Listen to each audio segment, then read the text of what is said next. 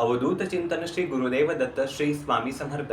बऱ्याच सेवेकरांचा असा प्रश्न आहे की आमच्या घरामध्ये अमावस्या पौर्णिमा, अमावस्येच्या 2 दिवस आधी, पौर्णिमेच्या 2 दिवस आधी किंवा नंतरचे 2 दिवस आमच्या घरामध्ये अतिशय अशांतता नांदते. घरामध्ये वादविवाद होतात, छोटे-मोठे अपघात होतात, नवरा-बायकोंचं एकमेकांशी पटत नाही किंवा सतत त्या 4-5 दिवसामध्ये घरामध्ये किरकिर होते किंवा काही अशुभ अशा गोष्टी घडतात.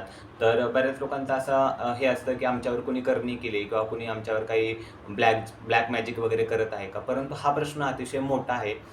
जर तुम्हाला या संदर्भात जास्त त्रास होत असेल तर तुम्ही याचं सविस्तर प्रश्न उत्तर करून सेवा घेऊ शकता. परंतु यावर एक छोटासा आणि प्रभावी असा एक उपाय आहे.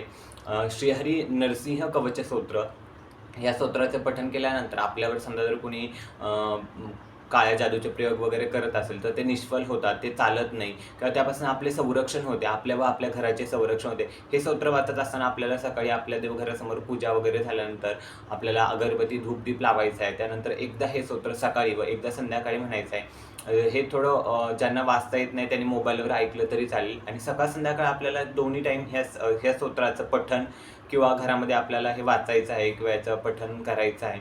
हे केल्यानंतर आपल्या घरामध्ये समजा जर कोणी करत असेल काळ्या जादूचे वगैरे प्रयोग तर ते निष्फळ होतात. त्यापासून आपल्या घराचे संरक्षण होते आणि जी घरामध्ये अमावस्या पौर्णिमा किंवा इतर दिवशी घरामध्ये जी अशांतता असते, मुलांची होणारी चिडचिड होते, ती थांबते.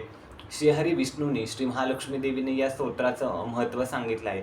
ज्यावेळेस हिरण्यकशिपूची पोट श्रीहरी नरसिंह यांनी आपल्या हाताच्या नखाने फाडलं होतं, त्यावेळेस त्याच्यामध्ये जे हिरण्यकशिपूच्या पोटामध्ये असलेलं जे विष आहे, त्या विषामुळे श्रीहरी विष्णूंच्या नखांची अशी आग होत होती. तर ती आग शांत होण्यासाठी श्री महालक्ष्मी देवीने आपल्या औदुंबराची फळे श्रीहरी नरसिंह यांच्या बोटामध्ये रोवली आणि त्यानंतर ती त्यांच्या त्या नखाची आग शांत झाली.